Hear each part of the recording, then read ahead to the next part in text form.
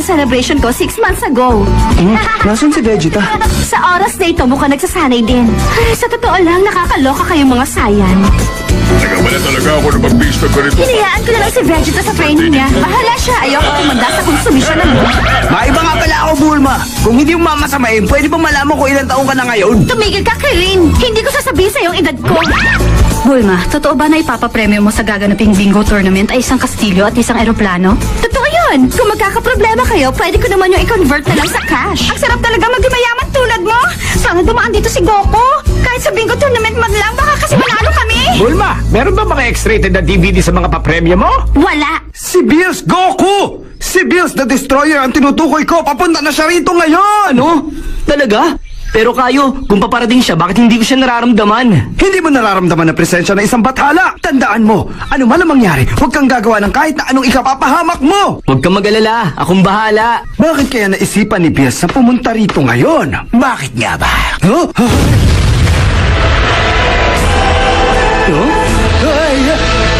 Ikaw pala, Bills. Maligayang pagdating sa simple kong tahanan. Maraming salamat naman at naisipan mong dumalaw rito.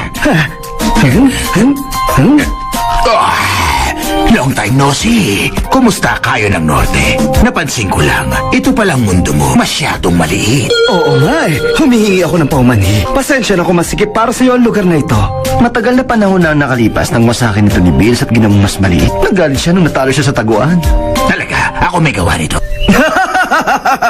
Tapos na yon.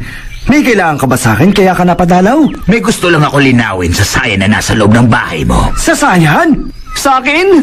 Lumabas ka dyan! Ay nako, pasensya na. Napakawalang galang ko talaga. Goku! Lumabas ka dyan at si Bills! Hi! Ako pala si Goku! Pasaway ka talaga. Matuto kang gumalang. Magpakilala ka sa kanya ng maayos.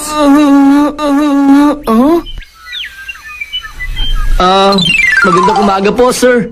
Kumusta? Salamat po sa pagdalaw. Ikinagagala ko po kayong makilala. Ako po si Son Goku.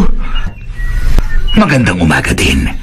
Naparito ako dahil may mahalagang bagay akong gustong itanong sa'yo. Tungkol yun sa... Tungkol nga ba yun sa... Tungkol sa Super Saiyan God. Tungkol nga doon.